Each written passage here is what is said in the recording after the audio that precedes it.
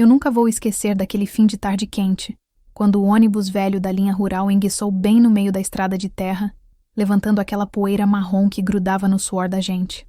Eu desci com minha sacola de pano, cansada, os pés latejando dentro da sandália gasta, e fiquei olhando para o horizonte seco do sertão como quem procura uma placa escrita: "Volte para casa, Gena.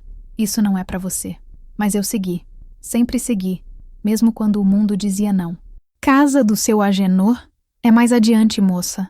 Ali depois dos pés de umbu", disse o motorista, apontando com o queixo, sem pressa.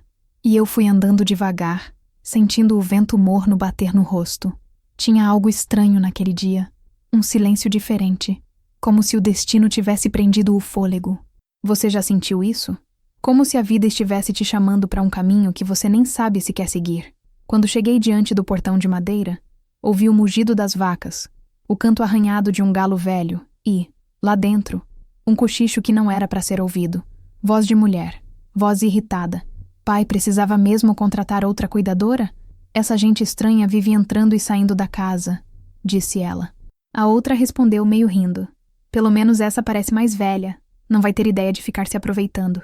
Eu travei, ali, parada, segurando minha sacola do lado de fora. Eles nem me conheciam, já me julgavam, já me diminuíam. Meu peito ardeu daquele jeito que arde desde que fiquei sozinha no mundo, desde que Antônio me largou por uma menina que podia ser minha filha. Respirei fundo, limpei os olhos e empurrei o portão. A casa era simples, mas bem arrumada. A sombra de um pé de cajarana deixava o ar mais fresco, e no meio daquela varanda comprida, sentado numa cadeira de balanço, estava ele, seu Agenor, o homem que eu tinha vindo cuidar. Ele levantou os olhos devagar, e o que eu via ali não era cansaço, não era suspeita, era outra coisa, um reconhecimento, como se ele também tivesse passado a vida inteira procurando alguém, sem saber quem. "Ah, então a senhora é a Gena?" ele disse, com a voz rouca, mas firme. Eu abri um sorriso tímido. "Sou eu mesma, seu Agenor. Vim cuidar do senhor." Ele inclinou o corpo, me observou por um instante longo, tão longo que eu senti minhas mãos suarem como na juventude. "Cuidar de mim ou me salvar?" ele murmurou. Aquilo me desconcertou, porque no fundo, eu também precisava de salvação. E foi ali, naquele primeiro olhar, naquele sertão vasto e seco, naquele silêncio que parecia guardar segredos, que a história começou, embora eu ainda não tivesse a menor ideia do tamanho da mudança que estava por vir. O ar na sala de estar estava tão pesado que parecia ter forma, uma massa densa e escura que se comprimia contra meu peito, dificultando cada respiração. O silêncio que se seguiu ao grito ainda vibrava nas paredes, no bibelô de louça sobre a estante, na poeira que dançava no feixe de sol da janela. "Golpista!" A palavra, cuspida com um ódio que eu não sabia que um ser humano podia conter, ainda ecoava em meus ouvidos. Roberto, o filho mais velho de seu Agenor, estava de pé, o rosto vermelho, a veia do pescoço saltada. Sua esposa, uma mulher fina de gestos calculados, me olhava com um desprezo que congelaria o sol do meio-dia em Paulistana. A filha, uma moça que devia ter a idade que eu tinha quando meu marido me deixou, me encarava com uma mistura de curiosidade e repulsa, como se eu fosse um bicho peçonhento. Eles eram 3 contra 1, ou melhor, 3 contra 2. No canto da sala, afundado em sua poltrona de couro gasta, estava ele, seu Agenor, com o corpo encolhido, as mãos de pele fina e manchada tremendo sobre o colo. Ele parecia a imagem da derrota, um rei deposto em seu próprio castelo em ruínas.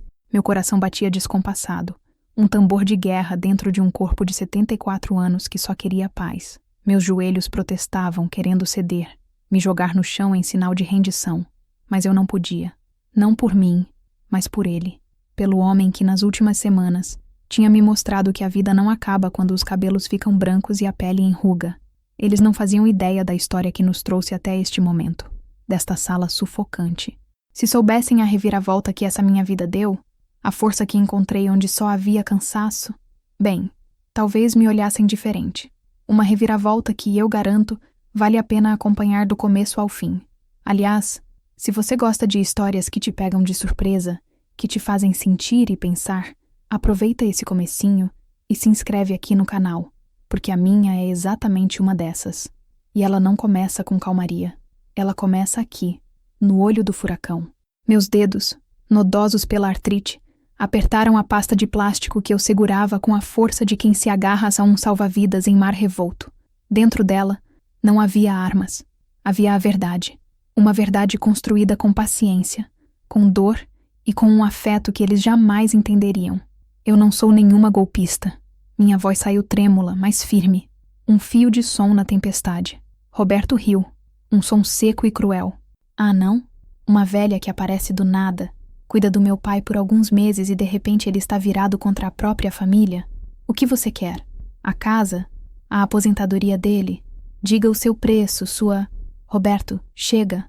A voz que cortou o ar não foi a minha. Foi a dele. Fraca, arrastada, mas carregada de uma autoridade que eu não ouvia há muito tempo. Seu Agenor se mexeu na poltrona. Lentamente, com a dificuldade de quem carrega o peso de 82 anos e uma tristeza ainda mais pesada, ele começou a se levantar. Todos os olhos se viraram para ele. O confronto estava apenas começando, e eu sabia, com cada fibra do meu ser, que daquela sala ninguém sairia o mesmo. Para entender como cheguei à beira daquele precipício, preciso voltar um pouco, não muito, apenas alguns meses, para o dia em que a solidão finalmente venceu a minha teimosia. Meu nome é Eugênia Moreira de Andrade, mas desde que me entendo por gente, sou Gena. Nasci e me criei em Jaicós, uma cidadezinha no Piauí onde o sol parece ter um acordo pessoal com a terra, castigando-a a maior parte do ano. Aos 74 anos, eu era um retrato fiel do lugar, ressequida por fora, mas com uma resistência que nem eu mesma sabia de onde vinha. Meu corpo era um mapa de uma vida de trabalho duro. Mãos grossas de tanto lavar roupa em tanque de cimento, costas curvadas de tanto varrer quintais alheios, joelhos que estalavam a cada degrau, anunciando a chuva antes mesmo das nuvens. Minha vida tinha se esvaziado aos poucos, como um pote de água furado.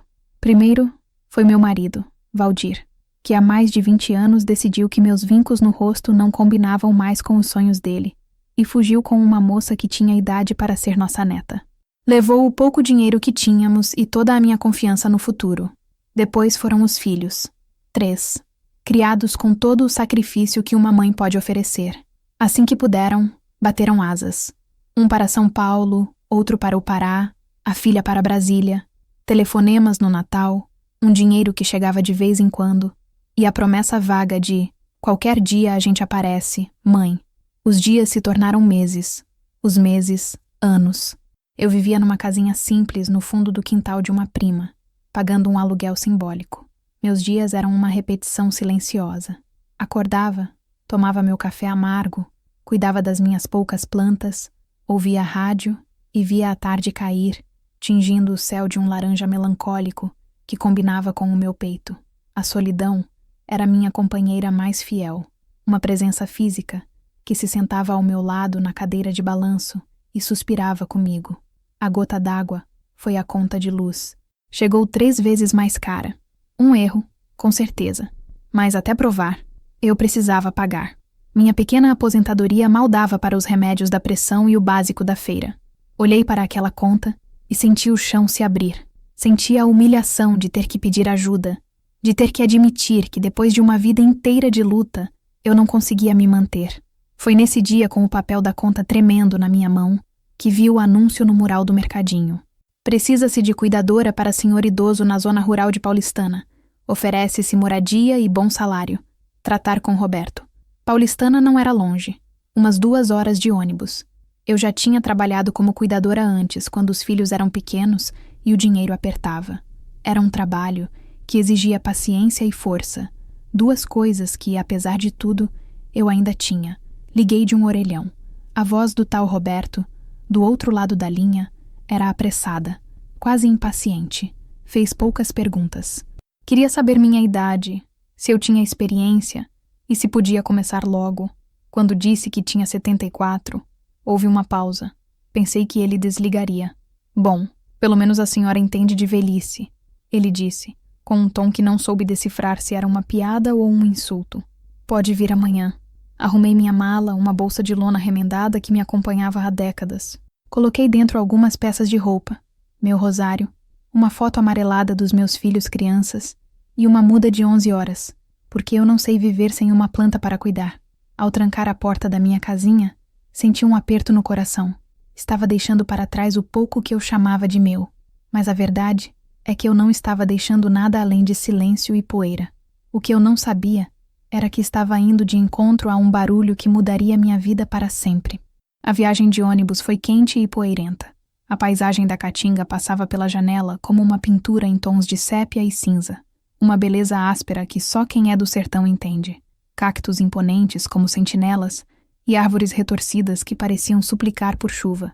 Eu me sentia um pouco como elas, seca por fora, mas com raízes profundas, esperando por um pingo de vida. Um carro me esperava na rodoviária de Paulistana, conforme combinado com Roberto. Era um carro novo, que cheirava a plástico e ambição. Roberto não estava lá. Mandou um rapaz, um motorista que não disse uma palavra durante todo o trajeto por uma estrada de terra vermelha. A casa de seu Agenor era grande, mas não ostentava riqueza. Era uma casa de fazenda antiga, com uma varanda ampla rodeando a construção principal, paredes caiadas de branco e janelas de madeira azul. Havia um ar de abandono no lugar. O jardim estava mal cuidado, com mato crescendo entre as roseiras e a pintura das janelas descascada pelo sol inclemente. A casa suspirava a mesma melancolia que eu sentia. Fui recebida pela esposa de Roberto, Clara, uma mulher de sorriso que não chegava aos olhos. Ela me mostrou meu quarto, um cômodo pequeno nos fundos, limpo, mas impessoal. Depois, me levou pela casa, explicando minhas funções com a eficiência de quem lê um manual de instruções. O café da manhã dele é às 7. Os remédios estão nesta caixa, com os horários marcados. Ele gosta de caminhar um pouco na varanda depois do almoço.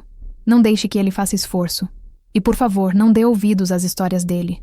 A memória já não é boa, ele inventa muita coisa. Essa última frase me soou como um alarme. Não um alarme de perigo, mas de tristeza. Apagar as histórias de um velho é como arrancar as páginas de um livro, até que só sobre a capa gasta. Finalmente, ela me levou para conhecê-lo. Ele estava na sala, sentado na poltrona de couro que se tornaria seu trono e seu refúgio.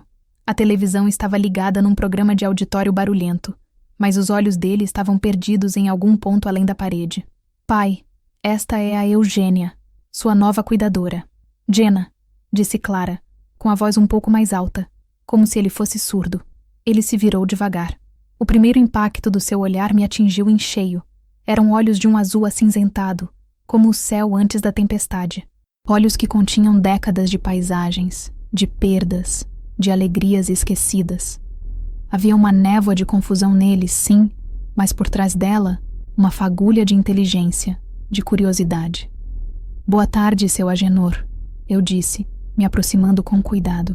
Meu nome é Jenna. Ele não respondeu de imediato. Apenas me estudou, da cabeça aos pés. Seus olhos pararam nos meus, e por um instante, senti que ele não via apenas uma senhora de 74 anos procurando emprego. Senti que ele via além. Viu o cansaço, a teimosia, a solidão. Viu uma igual. Agenor, ele disse, a voz rouca pelo desuso. Só Agenor. Ele estendeu a mão. A pele era fina como papel de seda, com manchas escuras do tempo e veias saltadas. Quando meus dedos tocaram os dele, um tremor percorreu seu braço. Ou talvez o meu. Era um aperto fraco, mas a intenção era firme. Era um cumprimento, um reconhecimento. Clara pigarreou, impaciente. Bom, está tudo certo então. Estaremos aqui no fim de semana. Qualquer problema, ligue. O telefone está na cozinha. Eles se foram, levando consigo o cheiro de perfume caro e deixando para trás um silêncio ainda mais profundo. Fiquei ali, parada no meio da sala, com o som da televisão preenchendo o vazio. Olhei para Agenor. Ele já tinha voltado a encarar a parede, como se a nossa breve interação tivesse esgotado sua energia social para o resto do dia. Naquela primeira noite, deitada na cama estreita do meu quarto, eu ouvia os sons da casa. O estalar da madeira, o zumbido de um pernilongo, o uivo distante de um cachorro, e vindo do quarto principal, um som baixo, quase imperceptível, um murmúrio. Achei que ele estivesse rezando. Depois percebi que era o som de um homem conversando com a própria solidão. Naquele momento, eu soube que meu trabalho ali seria muito mais do que dar remédios e servir comida. Seria uma tentativa de responder a esse murmúrio. Os dias que se seguiram se acomodaram numa rotina lenta e previsível, como o gotejar de uma torneira mal fechada. Cada dia era uma cópia quase idêntica do anterior. Acordar antes do sol, preparar o café, ouvir o arrastar dos chinelos de Agenor vindo pelo corredor. As manhãs eram preenchidas com os rituais de cuidado, os comprimidos para a pressão, para a circulação, para a memória. Eu os organizava em pequenos potes coloridos, tentando transformar a obrigação médica em algo menos desolador. Agenor era um homem de poucas palavras. Comia em silêncio, o olhar fixo no prato, mastigando devagar. Depois do almoço, como Clara havia dito, dávamos nossa caminhada pela varanda. Eram 10 voltas. Eu contava em voz baixa. Na 5ª volta, ele sempre parava no mesmo lugar, de frente para uma velha mangueira no meio do quintal, e suspirava. Um suspiro longo, pesado, que parecia vir do fundo da alma. Eu não perguntava o porquê. Aprendi na vida que há silêncios que precisam ser respeitados, dores que não se curam com perguntas. Eu falava sozinha a maior parte do tempo. Narrava o que estava fazendo, como um locutor de rádio para uma audiência de um homem só. Agora vou varrer essa varanda, seu Agenor, que a poeira de noite foi muita. Ou, olha só que beleza. O feijão hoje ficou bem cozinhado do jeito que o senhor gosta. Ele raramente respondia, mas eu sentia seus olhos em mim. Eram olhos que observavam, que registravam.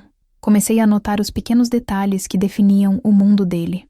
A forma como seus dedos tamborilavam na mesa quando estava ansioso. O jeito que ele inclinava a cabeça para o lado quando um pensamento distante o visitava. A fotografia na mesa de cabeceira, de uma mulher sorridente, de cabelos escuros presos num coque. A esposa, claro, Lídia. O nome estava gravado numa pequena placa de prata na moldura.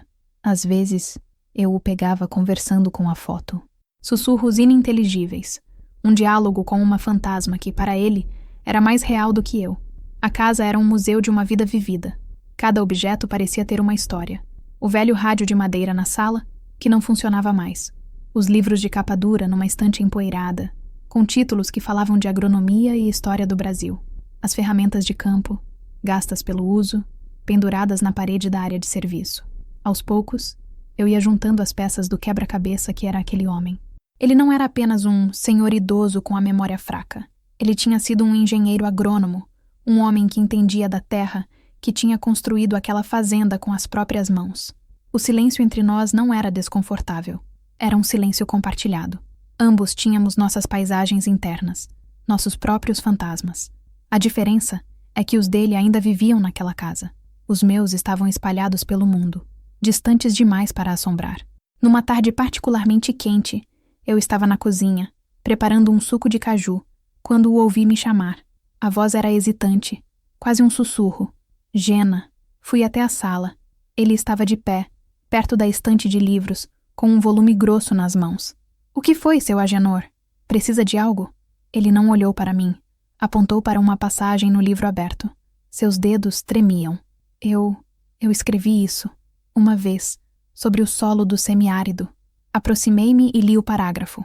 Era uma descrição técnica, mas poética, sobre a resiliência da terra da Caatinga. Sobre como, mesmo parecendo morta, ela guardava vida em suas profundezas, esperando a primeira chuva para explodir em verde. É muito bonito, eu disse com sinceridade. O senhor escreve bem. Ele fechou o livro abruptamente, como se tivesse se exposto demais. Bobagem. Coisa de velho. Ele voltou para sua poltrona e ligou a televisão, encerrando o assunto. Mas algo tinha mudado. Uma pequena fresta tinha se aberto na muralha que ele construiu ao redor de si mesmo. Naquele dia, entendi que a memória dele não estava se apagando por completo. Estava apenas soterrada, como as sementes adormecidas no solo do sertão que ele tão bem descreveu. E talvez, com um pouco de cuidado, com um pouco de chuva, algo ainda pudesse brotar dali. A chuva veio na forma de uma sanfona.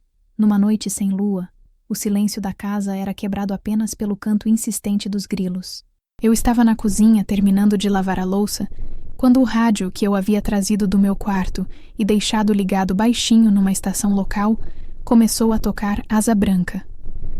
A voz inconfundível de Luiz Gonzaga encheu o ambiente com aquela melancolia nostálgica que todo nordestino conhece. Parei o que estava fazendo, com as mãos ensaboadas, e fechei os olhos. A música me transportou para as festas de São João da minha juventude, para o cheiro de milho assado e a fumaça das fogueiras. Para o rosto de Valdir, antes dele se tornar uma lembrança amarga, me tirando para dançar no terreiro de casa. Um suspiro escapou dos meus lábios. Quando abri os olhos, Agenor estava parado na porta da cozinha. Ele não me olhava. Olhava para o rádio, a expressão transfigurada. Havia uma suavidade em seu rosto que eu nunca tinha visto. A névoa em seus olhos parecia ter se dissipado, dando lugar a uma clareza dolorosa. Lídia adorava dançar, ele disse, a voz embargada. Ela rodopiava, parecia uma borboleta, cabelos soltos, sempre sorrindo. Foi a primeira vez que ele mencionou o nome dela para mim. Fiquei em silêncio, secando as mãos no avental, dando-lhe espaço para continuar. Nós nos conhecemos num baile aqui perto. Toquei a noite toda. Eu tinha uma sanfona de 8 baixos, uma sanfona vermelha, bonita que só ela. Ele sorriu, um sorriso de verdade, que iluminou seu rosto cansado. Ela me disse que se apaixonou pelos meus dedos antes de se apaixonar por mim. Sentei-me à mesa e ele, como que puxado por um fio invisível, sentou-se na cadeira à minha frente. A música no rádio terminou, mas a melodia parecia continuar tocando entre nós. E o que aconteceu com a sanfona? Perguntei com cuidado. O sorriso dele murchou. Ah, a vida acontece. Os filhos nasceram, o trabalho na fazenda aumentou. Um dia, a sanfona quebrou o fole. Eu disse que ia consertar, mas nunca tive tempo. Guardei num baú. Depois que a Lídia se foi, nunca mais tive coragem de olhar para ela. Ele baixou a cabeça, os ombros curvados sob o peso daquela memória. Senti uma vontade imensa de estender a mão e tocar a dele, mas me contive. Em vez disso, compartilhei um pedaço da minha própria dor. Meu marido também gostava de dançar, contei. Ele me rodopiava tanto que eu ficava tonta. Dizia que eu era a estrela mais brilhante do salão. Minha voz falhou um pouco. Depois, ele encontrou outra estrela, mais nova, mais brilhante. Agenor levantou o olhar. E ali, na luz fraca da cozinha, com o cheiro de café passado no ar e o som dos grilos lá fora, nós nos vimos de verdade. Não como a cuidadora e o paciente, mas como duas pessoas que haviam amado, perdido e sobrevivido. Duas almas marcadas pelo tempo, sentadas à mesma mesa, compartilhando a mesma saudade. Dói, não é? Ele perguntou retoricamente. A lembrança. Dói, mas às vezes é tudo o que nos resta. Naquela noite, algo se quebrou entre nós. Ou melhor, algo se construiu. Uma ponte frágil, feita de confidências e silêncios compreensivos, sobre o abismo de solidão que nos separava. Quando o levei de volta para o quarto, ele parou na porta e se virou para mim. Obrigado, Gena, ele disse. Pelo que, seu Agenor? Por ouvir.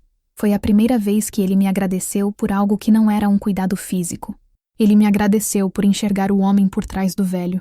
E eu, em silêncio, agradeci a ele por me fazer sentir que minha presença ali tinha um propósito maior do que apenas ganhar um salário. Eu estava ali para ajudar a regar as sementes adormecidas de uma vida inteira. O final de semana chegou, e com ele, a sombra da família. Roberto e Clara chegaram no sábado de manhã, o carro levantando uma nuvem de poeira vermelha que invadiu a varanda. A paz que havia se instalado na casa durante a semana se dissipou como fumaça. A dinâmica mudou instantaneamente. A voz de Clara era um comando constante, reorganizando móveis que não precisavam ser reorganizados, criticando a poeira num canto que só ela via, inspecionando a geladeira como uma general em revista. Roberto, por sua vez, mal olhava para o pai. Sentava-se na varanda com o celular, falando alto sobre negócios, sobre preços de gado e investimentos. Comigo, o tratamento era de uma frieza cortês que doía mais do que qualquer grosseria. Era o tratamento que se dá a um objeto. Eles não me perguntavam como eu estava, apenas se Agenor tinha tomado os remédios, se tinha comido direito, se deu algum trabalho. Eu era uma função, não uma pessoa. Mas o que mais me feria era a forma como tratavam Agenor. Conversavam sobre ele na sua frente, como se ele não estivesse ali ou não pudesse compreender. Ele parece mais aéreo hoje. Não acha, Roberto? Dizia Clara, enquanto Agenor estava a 2 metros de distância, tentando ler o jornal. É a idade, meu bem. Cada dia uma coisa nova. Por isso precisamos pensar no futuro, organizar as coisas dele antes que fique pior. respondia Roberto, sem tirar os olhos do celular. Eles infantilizavam cada gesto dele. Se ele derramava um pingo de café na camisa, Clara suspirava e vinha com um pano, limpando-o como se fosse uma criança pequena. Se ele demorava a encontrar uma palavra, Roberto a completava com impaciência. A cada um desses pequenos atos, eu via a Agenor se encolher um pouco mais em sua poltrona, a luz em seus olhos se apagando, a névoa da confusão voltando a se adensar. No domingo, durante o almoço, a situação atingiu um ponto crítico para mim. Clara havia feito uma lasanha, um prato pesado para o calor do meio-dia. Agenor comeu um pequeno pedaço e empurrou o prato. "Não quer mais, pai? Está delicioso", disse Clara, com aquele tom de falsa doçura. "Estou satisfeito, minha filha. Obrigado." "Ah, mas o senhor mal comeu. Precisa se alimentar direito para ficar forte." Ela insistiu, pegando o garfo para tentar dar comida na boca dele. Vi o rosto de Agenor se contrair. Vi a humilhação em seus olhos. E algo dentro de mim se rebelou. "Com licença, dona Clara", eu disse, minha voz saindo mais firme do que eu esperava. Seu Agenor sabe o limite dele. Se ele diz que está satisfeito, é porque está. Forçar a comida pode fazer mal. O silêncio na mesa foi imediato. Clara me fuzilou com o olhar, o garfo parado no ar. Roberto baixou o celular e me encarou como se eu tivesse cometido uma heresia. "E desde quando a empregada dá opinião na minha casa?", disse Clara, a voz gotejando veneno. "Ela não é a empregada, é a cuidadora do papai", corrigiu Roberto, como se isso fizesse alguma diferença. "E o trabalho dela é cuidar, não se meter nos assuntos de família. Eu só estou pensando no bem-estar dele", retruquei, mantendo o olhar firme. "Pois pense em silêncio da próxima vez", Roberto finalizou cortante. O resto do almoço foi consumido num silêncio hostil. Agenor não levantou mais os olhos do prato vazio. Eu me senti pequena, furiosa e impotente. Eles não estavam cuidando dele. Estavam o gerenciando sua decadência, esperando o momento em que ele se tornaria incapaz de tomar as próprias decisões.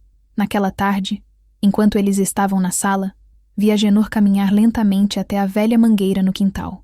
Ele ficou ali, de costas para a casa, a mão apoiada no tronco grosso e enrugado da árvore. Parecia tão solitário, tão frágil, e eu entendi que a maior doença dele não era a velhice, nem a memória falha, era a invisibilidade. A dor de ser tratado como um fardo, como um problema a ser administrado pela própria família. E a sombra que eles projetavam sobre ele era escura e fria, roubando-lhe o pouco de sol que ainda lhe restava. A raiva que senti durante o almoço se transformou numa brasa ardendo em fogo baixo dentro de mim. Eu não era de briga. A vida já tinha me ensinado a engolir muitos sapos, mas aquilo era diferente. Não era sobre mim. Era sobre a dignidade de um homem bom que estava sendo roubada aos poucos, na frente dos meus olhos. Naquela mesma tarde de domingo, eu estava na área de serviço, torcendo umas roupas, quando ouvi as vozes deles vindo da varanda. Roberto e Clara conversavam em tons mais baixos, achando que eu não podia ouvir. A curiosidade, misturada com aquela brasa de indignação, me fez parar. Fiquei quieta, atrás da porta entreaberta, e escutei. "Ela está se aproximando demais dele, Roberto." "Você viu como ela o defendeu no almoço?", dizia Clara, a voz sibilante. "Isso não é normal para uma simples cuidadora." "É o que eu estou dizendo", respondeu Roberto. "Essa mulher é esperta. Chega aqui e se faz de coitadinha, ganha a confiança de um velho senil. Daqui a pouco ele está colocando o nome dela no testamento." Meu coração deu um solavanco. Testamento? Eu mal conseguia pensar em pagar minha conta de luz. E eles me acusavam de querer a herança de um homem que eu mal conhecia. "Não seja paranoico", continuou Roberto, tentando soar mais calmo. "Ele nem sabe mais o que assina, mas precisamos ficar de olho. O que me preocupa é ela começar a colocar ideias na cabeça dele, fazer ele se virar contra nós." "Ela já está fazendo isso", exclamou Clara. "Você não percebe? Desde que essa Gena chegou, ele está mais teimoso." Respondendo. Antes ele só concordava com tudo. Ela está dando corda para ele. A conversa continuou. Cada palavra uma facada no meu peito. Eles me pintavam como uma oportunista, uma velha que não tem onde cair morta, e que via em Agenor uma tábua de salvação. A ironia era cruel.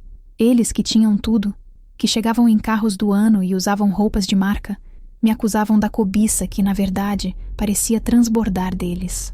"O golpe do baú na terceira idade", disse Roberto.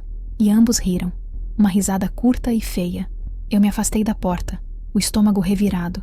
Senti uma náusea, uma mistura de fúria e tristeza. Fui para o meu quarto e me sentei na beira da cama, as mãos tremendo. Passei a vida inteira trabalhando, cuidando dos filhos dos outros, das casas dos outros, dos idosos dos outros. Sempre com honestidade, sempre de cabeça baixa.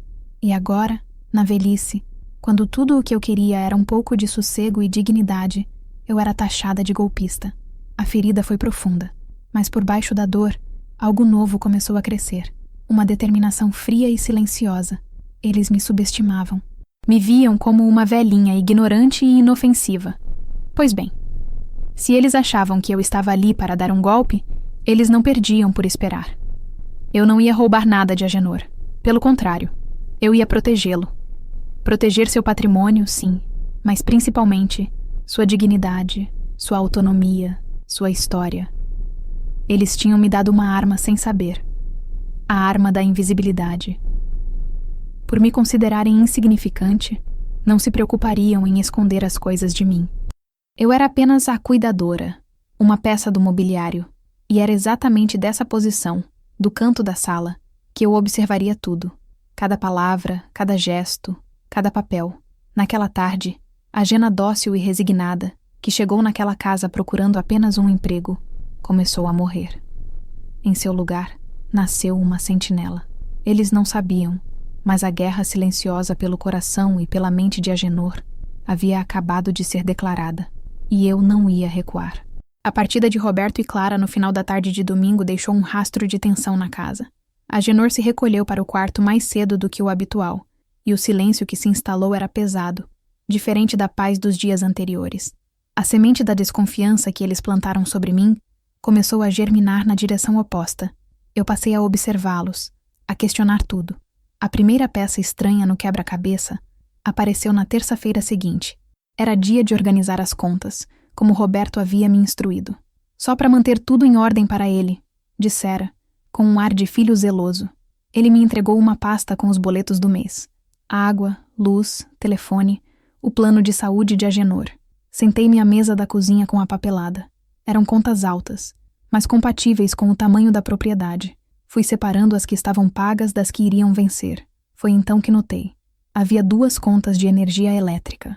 Ambas do mesmo mês, com valores quase idênticos, e ambas com o carimbo de pago. Franzi a testa. Achei estranho. Poderia ser um engano do banco, um pagamento em duplicidade. Peguei os comprovantes. Um tinha sido pago no caixa eletrônico da cidade. O outro, via débito automático na conta de Agenor. Dobrei os 2 recibos e os coloquei no bolso do meu avental. Uma sensação incômoda se formando na boca do meu estômago. Mais tarde, naquele dia, encontrei Agenor na varanda, olhando para o nada, a expressão mais perdida que o usual. "Tudo bem, seu Agenor?" perguntei, me sentando na cadeira de balanço ao lado dele. Ele demorou a responder. "Estou confuso, Jenna." "Confuso com o quê?" "Com o dinheiro.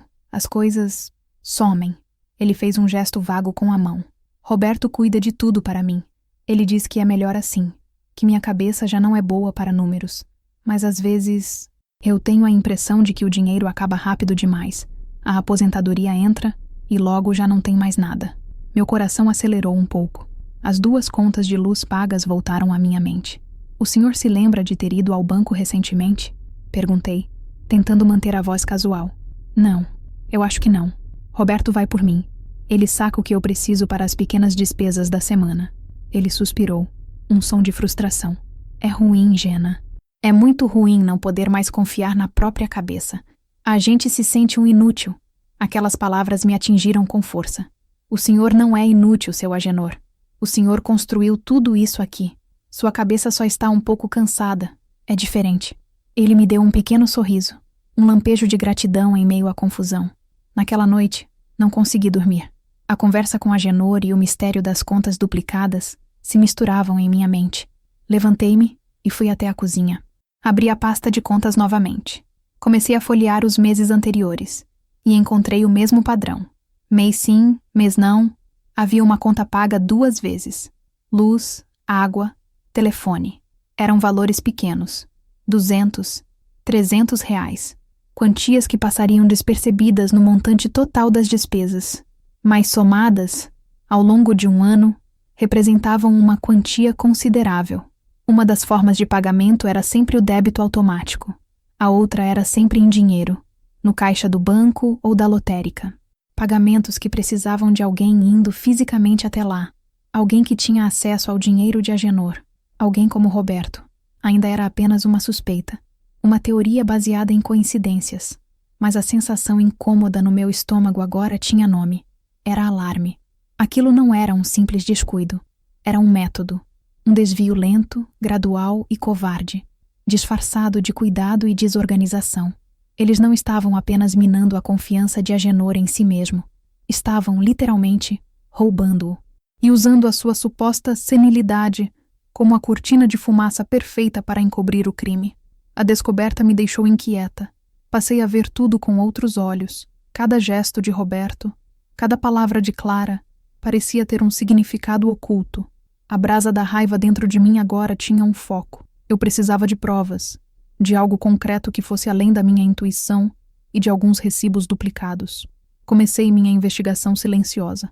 Usei a minha condição de invisível a meu favor. Enquanto limpava a casa, eu observava. O escritório de Agenor, que Roberto havia transformado em seu próprio centro de operações nos fins de semana, tornou-se meu principal campo de busca. Seu Agenor, o pó aqui nesse escritório está uma coisa séria. Vou dar uma geral, organizar esses papéis para o senhor, eu dizia em voz alta, para que ele ouvisse e não achasse meu comportamento estranho.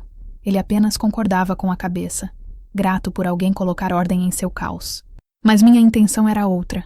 Com um pano úmido numa mão, eu abria gavetas com a outra, folheava pastas, olhava agendas antigas.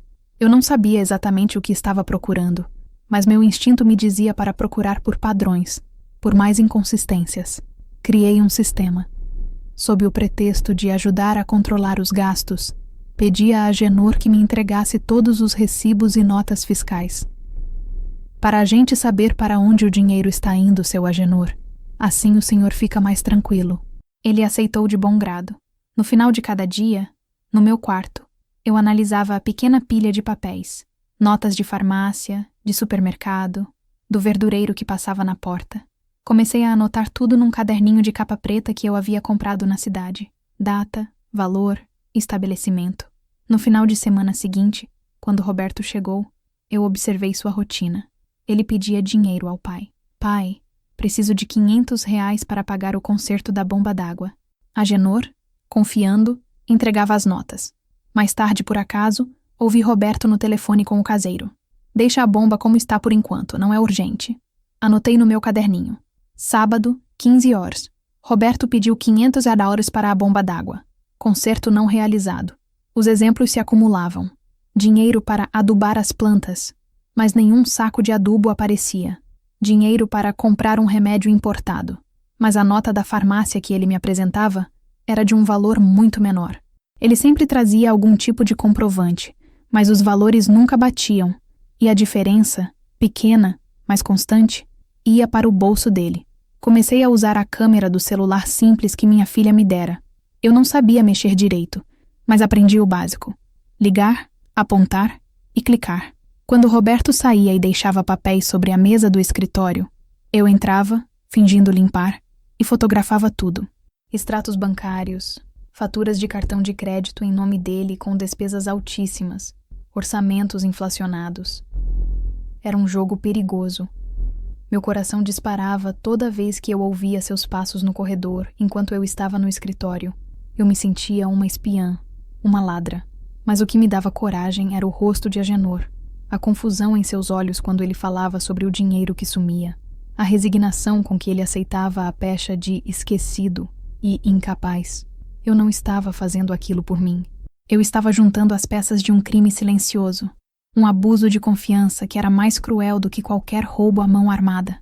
Porque o ladrão aqui não era um estranho. Era o próprio filho, roubando não apenas o dinheiro do pai, mas sua autonomia, sua paz de espírito. O caderninho preto foi se enchendo de anotações, a memória do celular, de fotos de documentos. Eu estava construindo um dossiê, uma fortaleza de fatos para proteger um rei que não sabia que seu reino estava sendo saqueado. E a cada nova descoberta, a minha determinação se tornava mais dura que o aço. Eu ia até o fim. A revelação completa, a peça que faltava para confirmar a dimensão da fraude, veio de onde eu menos esperava, de dentro de um baú de madeira escura, no fundo do quarto de hóspedes. Eu estava fazendo uma limpeza mais pesada, daquelas que a gente faz uma vez por ano, arrastando móveis e limpando cantos esquecidos. O baú estava coberto por um lençol empoeirado. Pedi ajuda ao rapaz que cuidava do jardim para arrastá-lo para o meio do quarto. "O que tem aí dentro, dona Gena?" Ele perguntou curioso. "Não sei, meu filho. Coisas antigas de seu Agenor." Quando abri a tampa pesada, um cheiro de naftalina e tempo invadiu o ar. Dentro, havia de tudo um pouco. Roupas antigas, um álbum de fotos com as bordas roídas. E no fundo, embrulhada num tecido de veludo vermelho, uma sanfona de 8 baixos. A sanfona de Agenor. O fole estava mesmo rasgado, como ele havia dito. Mas o que me chamou a atenção foi uma caixa de metal enferrujada ao lado dela. Com dificuldade abri a caixa. Dentro, havia uma coleção de documentos que pareciam ter sido esquecidos ali há anos. Títulos de propriedade, certidões antigas e, o mais importante, um maço de extratos bancários de uma conta poupança que eu nunca tinha visto nos papéis que Roberto manuseava. Eram extratos antigos, da década de 80. O titular era Agenor. Minha respiração ficou suspensa. Comecei a folhear os papéis. Era uma conta substancial, uma poupança que Agenor construiu ao longo da vida, provavelmente com a venda de safras e gado. O último extrato era de 5 anos atrás. O saldo era considerável. Um dinheiro que garantiria a ele uma velhice tranquila e confortável por muitos e muitos anos. Com as mãos trêmulas, peguei meu celular e fotografei o número da agência e da conta. Aquela era uma informação preciosa.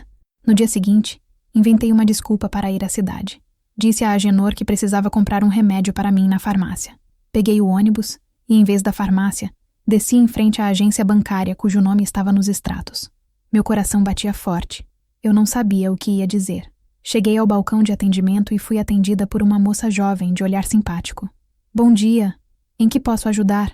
Ela perguntou. "Bom dia, minha filha. Eu sou cuidadora de um senhor, Agenor Pinheiro. Ele é cliente de vocês. Ele está um pouco esquecido e me pediu para verificar o saldo de uma conta poupança antiga que ele tem aqui. Ele não se lembra da senha, mas me deu o número da conta." Entreguei a ela o papel com o número que anotei. Era uma mentira arriscada. Ela poderia simplesmente se recusar a me dar qualquer informação. E com razão. A moça digitou os números no computador. Sua expressão mudou. Ela franziu a testa. "Um momento, senhora." Ela se levantou e foi até a sala do gerente. Pude vê-los conversando através do vidro. O gerente olhava para mim desconfiado. Senti um calafrio. Teria eu colocado tudo a perder? Depois de alguns minutos, a moça voltou. Ela parecia constrangida. "Senhora, essa conta... ela foi encerrada há 6 meses. Encerrada", repeti, a voz falhando. "Mas, como assim? Tinha um bom dinheiro nela." "Sim, tinha", ela confirmou baixando a voz. "Todo o saldo foi transferido para outra conta, e a poupança foi fechada, a pedido do titular. Mas seu Agenor não sairia de casa para fazer isso. Ele mal consegue andar até a porteira." A moça hesitou, olhou para os lados, como se estivesse prestes a quebrar uma regra. A transferência foi feita por procuração.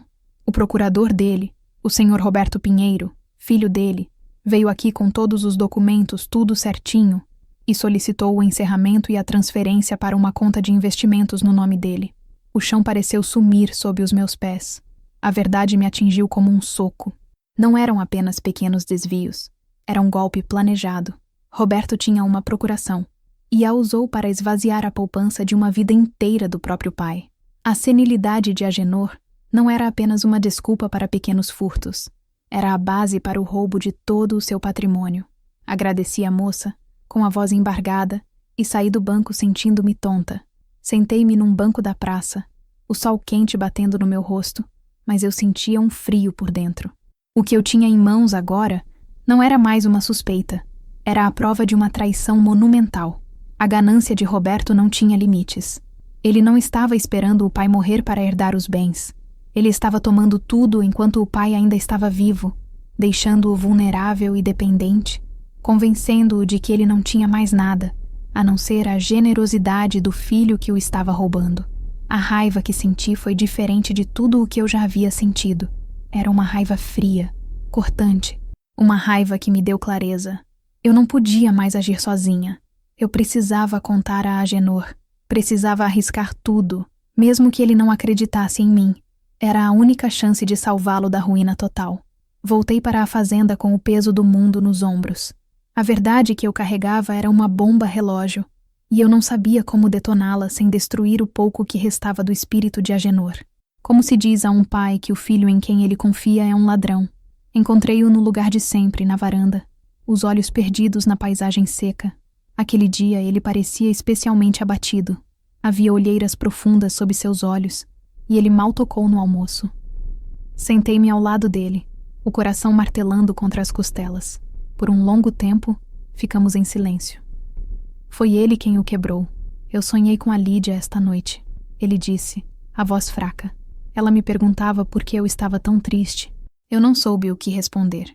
Ele se virou para mim, e a vulnerabilidade em seu olhar era quase insuportável. Eu me sinto tão inútil, Gena. Um peso. Roberto tem razão. Eu já não sirvo para decidir nada. Minha cabeça é um nevoeiro. Às vezes eu esqueço o nome das coisas. Outro dia, não me lembrava se já tinha almoçado. É assustador. Lágrimas brotaram em seus olhos e escorreram lentamente por seu rosto enrugado. Ele não tentou enxugá-las. Era o choro silencioso e resignado de quem desistiu de lutar. Aquele choro foi o estopim.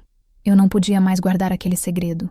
Vê-lo ali, se culpando, se sentindo um fardo, enquanto era a vítima de uma crueldade sem tamanho, me deu a coragem que eu precisava. Seu Agenor, comecei, a voz embargada pela emoção. O senhor precisa me ouvir com muita atenção e precisa confiar em mim. Ele me olhou, surpreso pela intensidade do meu tom. Sua cabeça não está tão ruim quanto o senhor pensa. Estão fazendo o senhor acreditar nisso. Estão confundindo o senhor de propósito. Ele franziu a testa, sem entender. Como assim, Gena? Quem? Respirei fundo. Seu Agenor. O dinheiro do senhor não some porque o senhor é esquecido. Ele some porque alguém está tirando. Tirei do bolso os 2 recibos de luz, pagos em duplicidade. A primeira prova que eu havia encontrado. Mostrei a ele. Olhe isso. A mesma conta paga 2 vezes no mesmo mês. Uma no débito automático, a outra em dinheiro. Isso aconteceu várias vezes, com várias contas. Ele pegou os papéis, as mãos trêmulas. Olhou, mas a confusão em seu rosto se aprofundou. Eu não entendo. Deve ser um engano. Não é engano.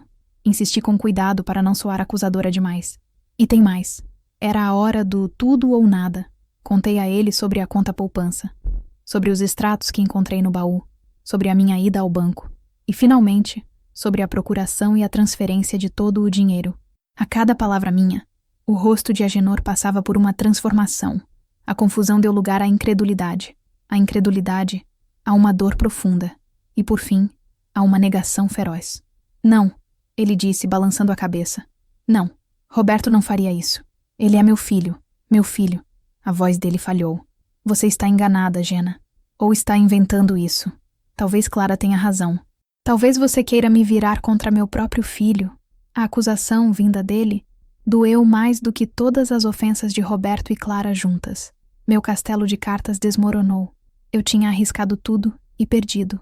As lágrimas vieram aos meus olhos, quentes e amargas. Eu nunca faria isso, seu Agenor.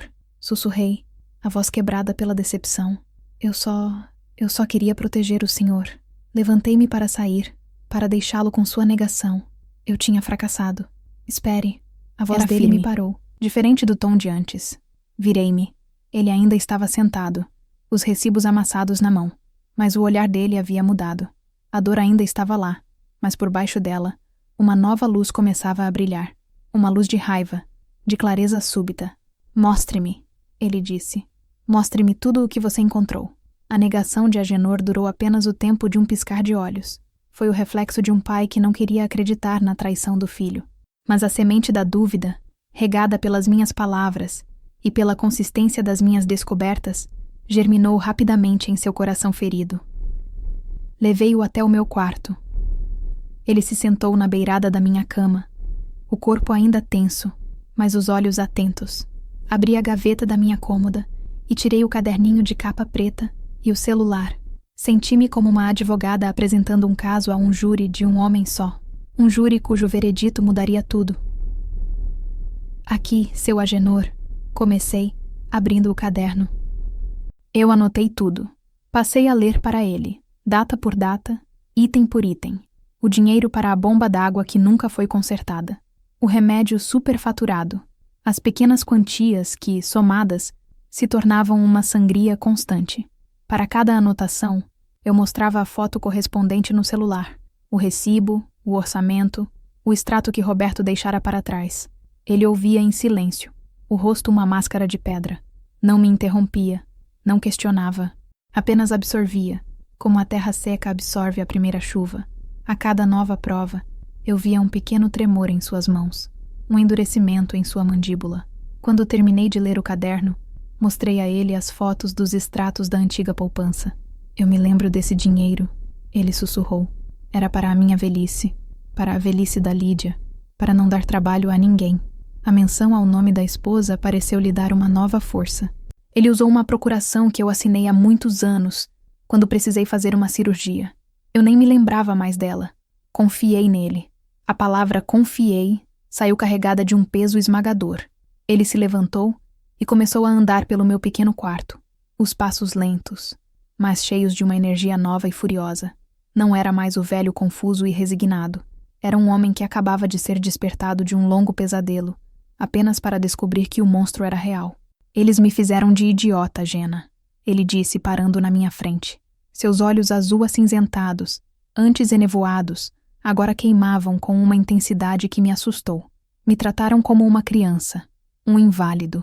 O papai não entende mais de dinheiro. O papai esquece de tudo.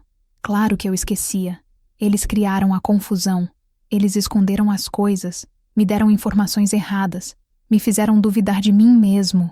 Ele socou a própria mão, um gesto de fúria impotente. Tudo fazia parte de um plano. Deixar-me incapaz para que pudessem tomar conta de tudo. Ele se aproximou de mim. Pensei que ele ainda pudesse estar com raiva, que pudesse descontar em mim sua dor. Em vez disso, ele fez algo que me surpreendeu. Ele pegou minhas 2 mãos entre as suas.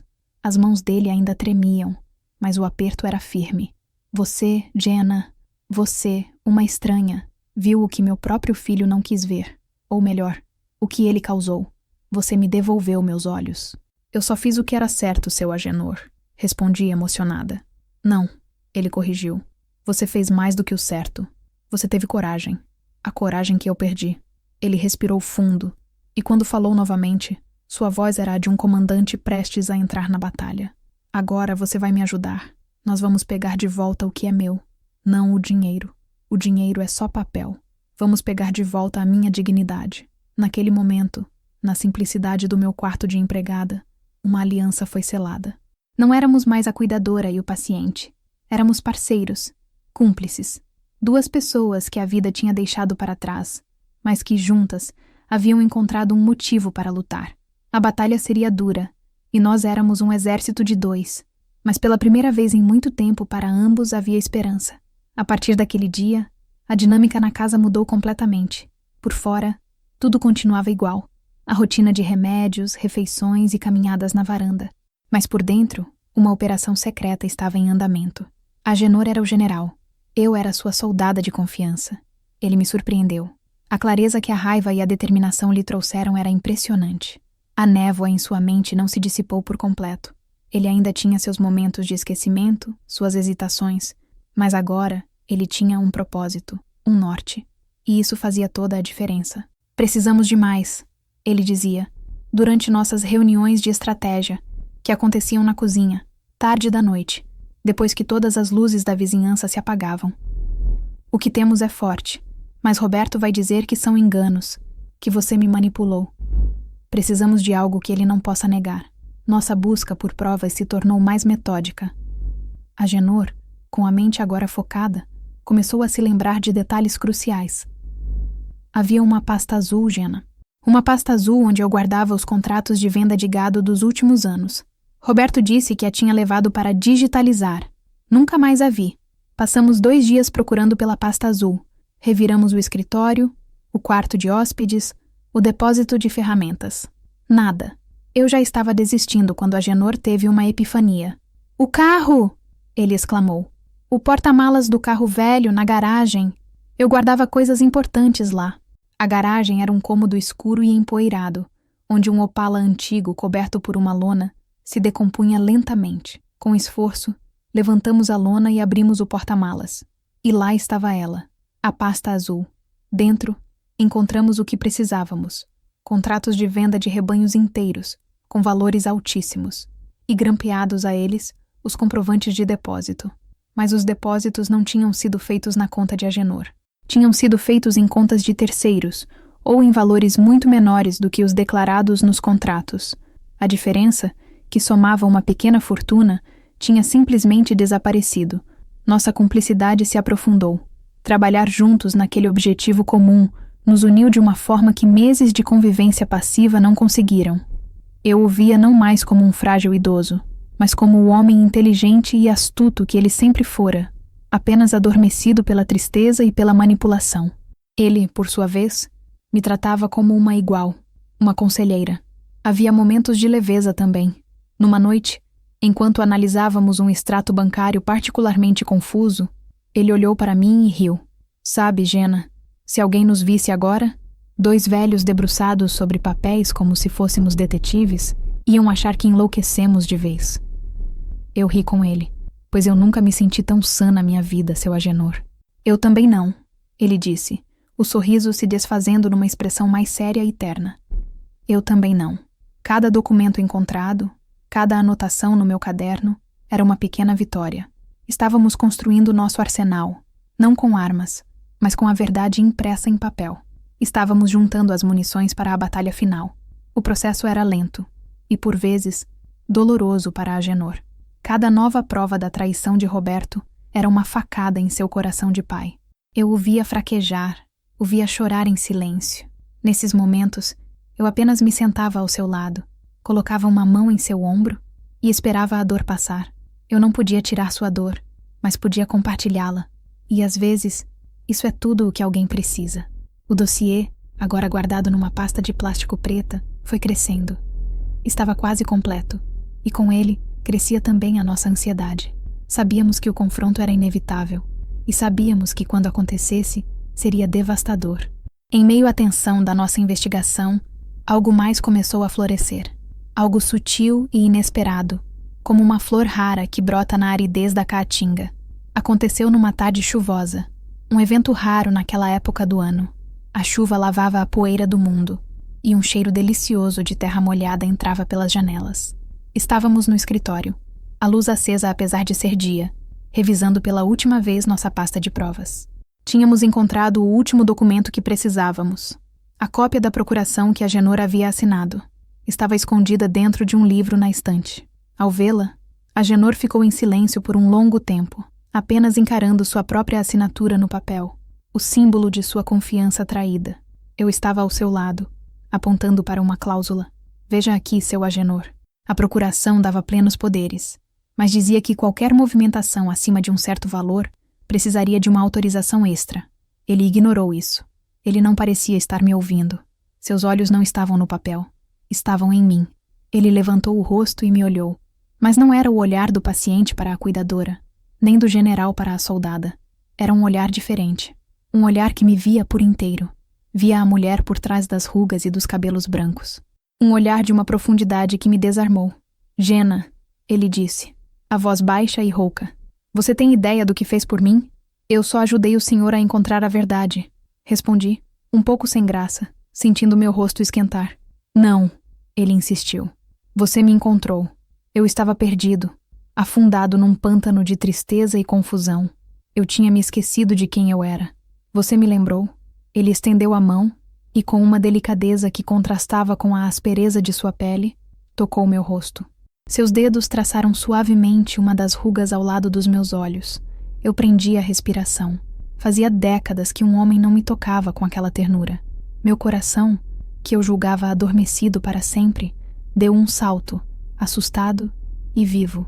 Essas marcas, ele sussurrou, não são sinais de velhice, são medalhas.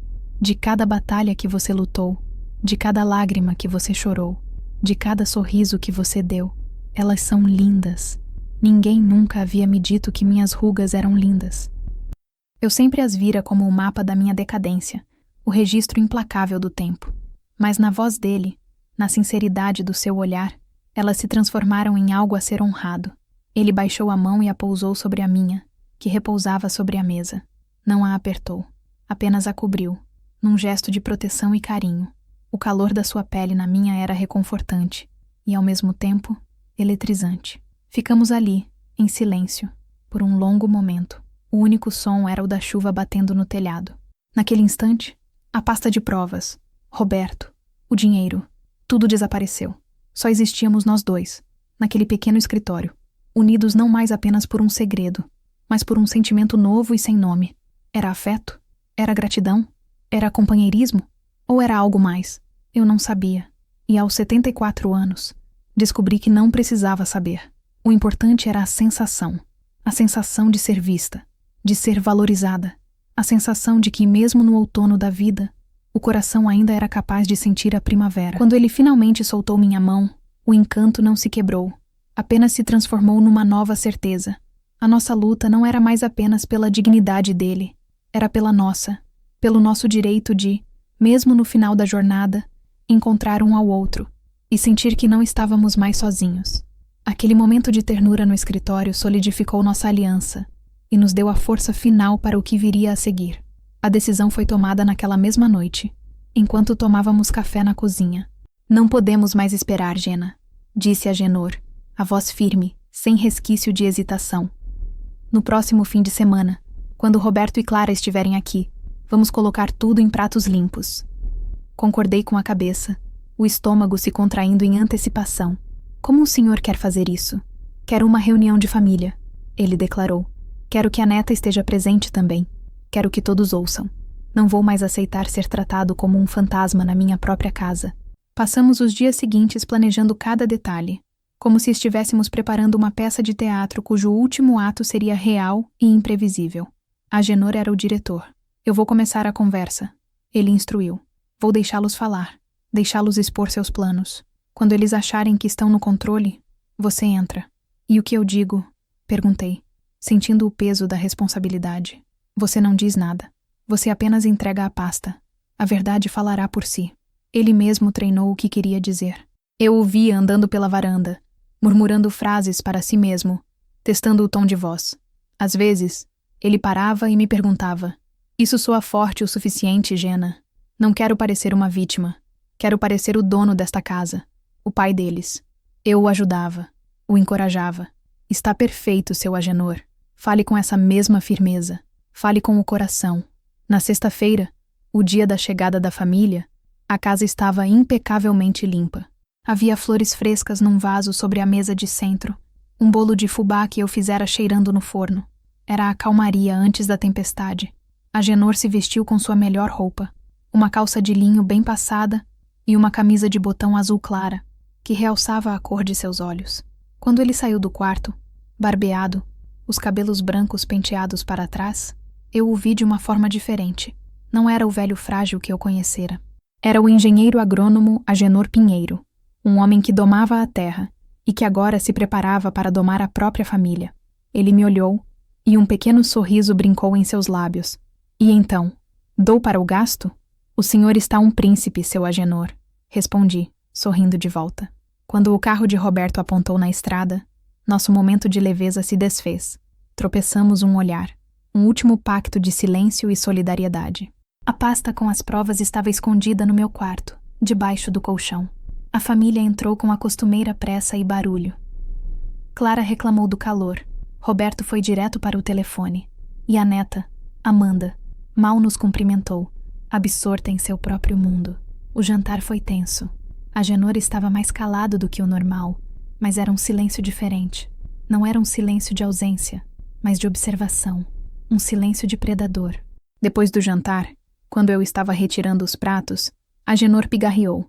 Sua voz soou alta e clara na sala de estar. Sentem-se, por favor. Roberto, Clara, Amanda, preciso ter uma conversa séria com vocês.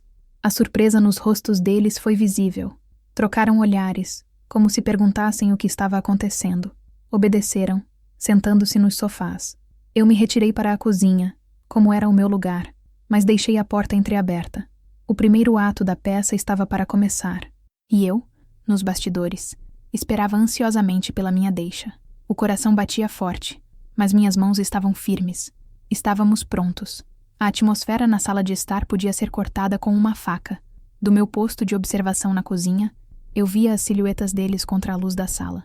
Agenor, sentado ereto em sua poltrona, uma figura de autoridade redescoberta. Roberto, Clara e Amanda, espalhados pelo sofá, com expressões que variavam da curiosidade à impaciência. O silêncio se prolongou por um momento que pareceu uma eternidade. Agenor estava saboreando o controle, deixando-os desconfortáveis. Era uma tática sutil, mas eficaz. Finalmente, Roberto quebrou o silêncio, o tom condescendente de sempre em sua voz. Então, pai, o que houve? Algum problema? A Gena fez alguma coisa? Ele olhou em minha direção, uma ameaça velada em seu olhar. Agenor ignorou a provocação. O problema, meu filho, é o futuro. O meu futuro. Ele fez uma pausa dramática. Eu estive pensando. Estou velho. Cansado. Minha memória já não é a mesma. Acho que vocês têm razão. Está na hora de organizar as coisas. Vi Roberto e Clara trocarem um olhar de triunfo. Era exatamente o que eles queriam ouvir. Caíram na armadilha como patinhos. Pai, que bom que o senhor está sendo sensato, disse Roberto, ajeitando-se no sofá, assumindo uma postura de conselheiro. É para o seu próprio bem. Nós só queremos cuidar do senhor e do que o senhor construiu. Exatamente, emendou Clara, a voz melosa. Já estávamos conversando sobre isso. O ideal seria passarmos uma procuração geral para o Roberto, para ele poder administrar tudo sem precisar incomodar o senhor com assinaturas e decisões pequenas. Facilitaria muito a vida de todo mundo. Eles estavam desenrolando o plano na frente dele, sem a menor cerimônia, certos de sua vitória. Uma procuração, repetiu Agenor, lentamente, como se estivesse ponderando a ideia. Para administrar tudo, confirmou Roberto, com um sorriso que não alcançava os olhos. As contas, a fazenda, os investimentos. Assim o senhor pode descansar, sem preocupações. E a Gena? Perguntou Agenor, o tom neutro. Clara se apressou em responder. Bom, com o Roberto tomando conta de tudo, talvez possamos encontrar uma solução mais profissional. Uma clínica de repouso, talvez, com enfermeiras 24 horas, atividades. Seria muito melhor para o senhor. O golpe final. Eles não queriam apenas o dinheiro. Queriam se livrar dele. Depositá-lo num lugar onde ele não pudesse mais atrapalhar. Agenor permaneceu em silêncio por um longo tempo, o queixo apoiado na mão. A família esperava, ansiosa pela sua concordância. A tensão era palpável. Eu, na cozinha, segurava a respiração. Era a minha deixa. Com o coração batendo na garganta, peguei a pasta de plástico preta que estava sobre o balcão. Alisei meu avental, respirei fundo e saí da penumbra da cozinha, caminhando em direção à luz da sala. Todos os olhos se viraram para mim. Surpresa, irritação, desprezo. O que essa mulher está fazendo aqui? Isso é uma conversa de família, disse Clara indignada. Eu não olhei para ela. Meus olhos estavam fixos em Agenor. Ele me deu um quase imperceptível aceno de cabeça. O sinal. Parei em frente à mesa de centro. Minhas mãos tremiam levemente, mas minha voz, quando saiu, era firme. Com licença. Antes de o senhor tomar qualquer decisão, seu Agenor, acho que todos deveriam ver isso. E com um gesto lento e deliberado, coloquei a pasta sobre a mesa. O som do plástico batendo na madeira ecoou na sala silenciosa como um tiro. A tempestade havia chegado. O aparecimento da pasta preta sobre a mesa de centro mudou completamente a dinâmica da sala. A expressão de triunfo no rosto de Roberto deu lugar a uma de desconfiança e irritação. O que é isso? Ele perguntou. O tom ríspido, olhando para mim como se eu fosse um inseto. Que palhaçada é essa? Agenor respondeu antes que eu pudesse. Não é uma palhaçada, Roberto. É a minha vida. Abra. Hesitante, Roberto esticou o braço e pegou a pasta. Abriu-a. Seus olhos percorreram o primeiro documento. Uma cópia das contas de luz pagas em duplicidade. Ele riu. Um som forçado e nervoso. É isso? Uma confusão de contas? Pai, o senhor sabe que às vezes as coisas se misturam. A Gena deve ter organizado mal os papéis. Por isso mesmo que eu preciso tomar conta de tudo, para evitar esses erros. Ele tentava desqualificar a prova, me culpar pela sua própria fraude. Mas Agenor estava preparado. Vire a página, meu filho. Roberto obedeceu, a contragosto. A página seguinte continha as anotações do meu caderno. detalhando o dinheiro pedido para a bomba d'água, para os adubos, para os remédios, com as respectivas provas de que os serviços não foram feitos ou os valores foram inflacionados. O rosto dele começou a perder a cor. Isso é ridículo. São anotações dessa mulher. Ela está mentindo, tentando colocar o senhor contra mim, ele disse, a voz subindo de tom, jogando a pasta de volta na mesa. Foi nesse momento que a tempestade realmente desabou, e a primeira voz a gritar foi a dele, direcionada a mim. Golpista! A palavra explodiu na sala, cheia de ódio. Era a cena do início da minha história, mas agora eu a vivia com pleno conhecimento, com o peso de tudo o que havia acontecido. Você chegou aqui do nada, se fez de santa, e envenenou a mente de um velho. O que você quer, hein? Diga, quanto você quer para sumir da vida do meu pai? Clara se juntou ao coro. Nós sabíamos. Desde o início eu disse que essa mulher não era de confiança. Uma interesseira querendo dar o golpe do baú. Amanda, a neta, olhava de um para o outro, chocada e confusa, sem entender a dimensão do que estava acontecendo. Eu permaneci em pé, em silêncio, o coração batendo forte, mas o corpo fincado no chão. Deixei que eles gritassem, que cuspissem seu veneno. Eu sabia que a minha parte estava feita. Agora era com Agenor. Ele assistia a tudo de sua poltrona, o rosto impassível. Deixou o filho esbravejar, se expor, revelar seu verdadeiro caráter. Quando Roberto finalmente parou, ofegante para tomar ar, Agenor se inclinou para a frente. Pegou um maço de papéis de dentro da pasta e os estendeu. E isso, Roberto? Isso também foi a Gena que inventou? Eram as cópias dos contratos de venda de gado e os comprovantes de depósito em contas que não eram as dele. A prova irrefutável. Roberto olhou para os papéis e empalideceu. O castelo de mentiras dele ruiu em um instante. Não havia mais como negar. Não havia como me culpar. A prova estava ali, em preto e branco. Ele olhou do pai para mim, o ódio em seus olhos se transformando em puro pânico. Ele estava encurralado. E um animal encurralado é sempre o mais perigoso. O silêncio que se seguiu à apresentação dos contratos foi mais ensurdecedor que os gritos. Roberto olhava para os papéis em sua mão como se fossem serpentes. O suor brotava em sua testa. Clara, ao seu lado, parecia ter encolhido, a arrogância evaporando, deixando apenas o medo. Eu continuei de pé, uma estátua no meio da sala, sentindo o peso de todos aqueles olhares. Eu tinha apresentado as provas. Minha missão estava cumprida, mas a batalha ainda não estava vencida. Roberto, recuperando-se do choque, partiu para o último recurso que lhe restava, o ataque pessoal, a desmoralização. Ele se levantou, apontando um dedo trêmulo para mim. Isso não prova nada, ele vociferou, a voz esganiçada. Essa mulher seduziu meu pai. Ele está senil, não sabe o que faz. Ela o manipulou, fez a cabeça dele, o enfeitiçou para conseguir o que queria. Ela é uma bruxa, uma aproveitadora. Ele se virou para o pai, a expressão mudando para uma de falsa preocupação, de pena. Pai, o senhor não vê? Ela é só uma cuidadora, uma empregada. O senhor vai acreditar nela, uma estranha, em vez de acreditar no seu próprio filho, no seu sangue? Ele tentou me diminuir, me colocar no meu lugar, a cuidadora, a serviçal, alguém cuja palavra não tinha valor, cuja opinião não importava. Ele usou o preconceito, o classismo, como sua última arma, e por um momento, a arma pareceu funcionar. Vi a dúvida no rosto de Amanda. Vi a hesitação de Clara, que parecia se agarrar a essa última justificativa. Eu senti a picada daquelas palavras. Só a cuidadora. Uma vida inteira sendo só alguma coisa. Só a esposa abandonada. Só a mãe esquecida. Só a velha. E agora, só a cuidadora. Minha vontade era de gritar, de me defender, de listar todas as noites mal dormidas, todas as refeições que preparei com carinho, todas as conversas que tive com Agenor, todo o afeto que eu sentia por ele, mas me lembrei do nosso plano. O silêncio era minha força. A verdade não precisava da minha voz para se defender. Então, eu tremi. Não de medo, mas de uma fúria contida. Uma fúria por todas as mulheres como eu, invisíveis, subestimadas, julgadas por sua aparência, sua idade, sua condição social. E naquela sala eu não estava lutando apenas por mim ou por Agenor. Eu estava lutando por todas nós. E enquanto Roberto continuava seu discurso desesperado, tentando me pintar como a vilã da história, eu vi. Eu vi Agenor se mexer em sua poltrona. Vi a decisão em seus olhos. Vi a força percorrer seu corpo cansado. Ele estava se preparando.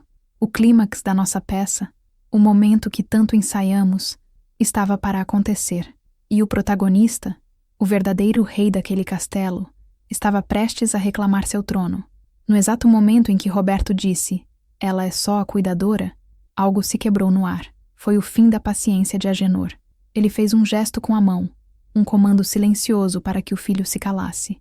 E, surpreendentemente, Roberto obedeceu. Lentamente, apoiando-se nos braços da poltrona, Agenor se pôs de pé. O movimento foi custoso. Cada vértebra parecia protestar. Mas ele o fez. E quando ficou ereto, parecia mais alto, mais imponente do que eu jamais o vira. O peso dos 82 anos ainda estava lá, mas agora era contrabalançado pelo peso de sua dignidade recuperada. Ele deu um passo à frente, saindo da sombra de sua poltrona. Seus olhos azul acinzentados, límpidos e cortantes, passaram por cada um dos membros de sua família, demorando-se por último em Roberto. Você me chama de senil, ele começou, a voz baixa, mas ressoando com uma autoridade que encheu a sala. Você diz que eu não sei o que faço. Por anos eu acreditei em você. Por anos eu me senti um inútil, um fardo, um velho esclerosado que só dava trabalho. Ele fez uma pausa, deixando o peso de suas palavras assentar. Mas a senilidade, meu filho, não é esquecer o nome de alguém. É esquecer quem você é. É esquecer seus valores. É esquecer a diferença entre o certo e o errado. E nesse quesito, olhando para você agora, eu me sinto o homem mais lúcido do mundo. O rosto de Roberto se contorceu de raiva e humilhação. E você ousa falar da Jena, continuou Agenor, virando-se para mim por um instante, o olhar suavizando. Você a chama de só a cuidadora, pois deixe-me dizer o que essa cuidadora fez. Enquanto vocês, minha família, me tratavam como uma peça de mobília quebrada, esperando a hora de me descartar, ela me tratou como um ser humano. Ela me ouviu, ela me enxergou. Ela me lembrou de que eu ainda tinha uma voz. Ele deu mais um passo, aproximando-se da mesa de centro. Com a mão trêmula, ele espalhou os papéis da pasta. Isso aqui, ele disse, apontando para as provas. Não é sobre dinheiro. Eu nunca me importei com dinheiro. Isso aqui é sobre confiança, sobre respeito, sobre a decência mais básica que um filho deve ao pai. E você, Roberto, falhou em tudo. Ele olhou para o filho com uma dor imensa, mas também com uma resolução inabalável. Eu não vou te deserdar, não vou te levar à polícia, porque apesar de tudo, você ainda é meu filho, e eu não sou um homem de vingança. Mas a partir de hoje, você não administra mais nada na minha vida. Você não toma mais nenhuma decisão por mim. Você está fora. A sentença foi proferida. Clara levou a mão à boca, em choque. Roberto estava branco como cera. E então Agenor fez a última coisa que todos esperavam. Ele se virou para mim. Caminhou lentamente em minha direção, parando a um passo de distância. Na frente de toda a sua família, ele pegou minha mão. A Jena não é só a cuidadora, ele declarou, olhando para mim, mas falando para eles. Ela é a minha amiga, a minha confidente, a pessoa em quem eu mais confio neste mundo. Ele apertou minha mão com força. E por isso, eu quero pedir a ela, na frente de todos vocês, que continue ao meu lado, não como minha funcionária, mas como minha companheira, para dividir os dias que me restam, para cuidar de mim, sim, mas para que eu possa cuidar dela também. O silêncio na sala foi total, absoluto. A proposta, o pedido, pairava no ar, tão chocante e revolucionário quanto a revelação da fraude. Naquele momento, sob o olhar atônito da família, eu soube a minha resposta. As lágrimas que vieram aos meus olhos não eram de tristeza ou de raiva. Eram de uma alegria pura, de um reconhecimento que eu esperei a vida inteira para receber. Eu olhei para Agenor, para o homem bom e corajoso à minha frente, e assenti com a cabeça, um sorriso se abrindo em meu rosto.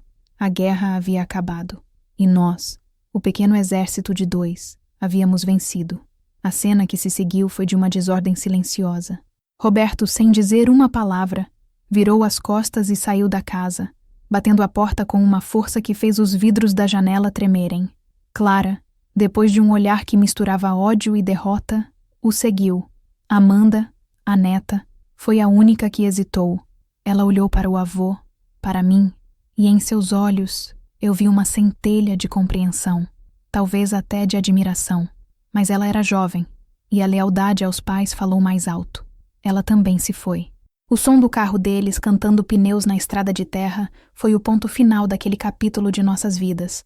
Quando o barulho do motor desapareceu, um silêncio profundo e pacífico tomou conta da casa. Agenor ainda segurava minha mão. Ambos estávamos tremendo um pouco. A adrenalina da batalha finalmente se dissipando. Eles se foram, eu disse, em um sussurro. Sim, ele respondeu, a voz cansada. Eles se foram. Ele me guiou até o sofá e nos sentamos lado a lado, ainda de mãos dadas, como dois sobreviventes de um naufrágio. Ficamos ali, sem falar nada, apenas sentindo a presença um do outro, enquanto a noite avançava lá fora. Nossa vida, depois daquela noite, mudou de ritmo. Tornou-se mais lenta, mais simples, mais nossa. As notícias do escândalo, claro, se espalharam pela cidadezinha como fogo em capim seco. Para muitos, eu me tornei a velha esperta que fisgou o patrão rico. As fofocas não me incomodavam. Eu já tinha enfrentado tubarões. Não seriam as piranhas que me assustariam.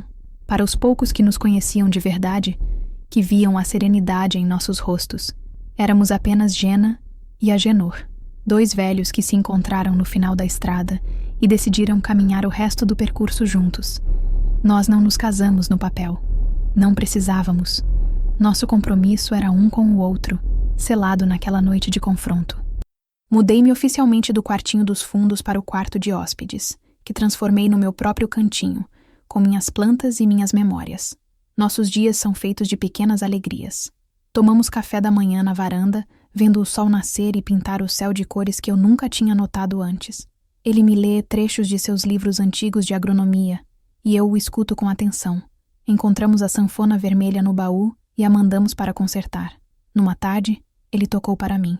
A melodia era um pouco trôpega, os dedos enferrujados, mas a emoção estava toda lá, e eu, pela primeira vez em mais de 20 anos, me permiti rodopiar, rindo como uma moça. Ele cuida de mim, lembrando-me de tomar meu remédio para a pressão. Eu cuido dele, garantindo que ele não se esqueça de onde deixou os óculos. Dividimos as dores do reumatismo, as saudades do passado e os pequenos milagres do presente. O amor que nasceu entre nós não é o amor arrebatador da juventude. É um amor calmo, como um rio que corre para o mar. Um amor construído sobre a fundação sólida do respeito, da cumplicidade e da gratidão. Ele não rejuvenesceu meu corpo, mas devolveu a luz à minha alma. Às vezes, sentados na varanda no fim da tarde, eu olho para ele e me lembro da mulher solitária e sem esperança que chegou a esta casa. Parece outra vida. Eu fui contratada para cuidar de um senhor de 82 anos e acabei encontrando o homem que me ensinou que nunca é tarde demais. Nunca é tarde para lutar, para se reinventar e, principalmente, para amar. O coração, afinal, não tem rugas. Ele só espera, paciente, que alguém finalmente o toque no lugar certo. Nossa história não é um conto de fadas com um felizes para sempre. É a vida real, com suas dores, suas batalhas silenciosas e suas alegrias improváveis, que chegam quando a gente menos espera. E são histórias assim, que nos lembram da força que todos nós temos guardada, que valem a pena ser contadas e compartilhadas. Se a minha jornada e a de Agenor te tocaram de alguma forma, se te fizeram acreditar que sempre há uma nova página para ser escrita, não importa a idade. Então se inscreve aqui no canal, deixa seu comentário, seu like. Quero muito saber o que você achou, porque cada vida é uma história, e a sua, que me ouviu até aqui, também importa imensamente. Um grande abraço e até a próxima.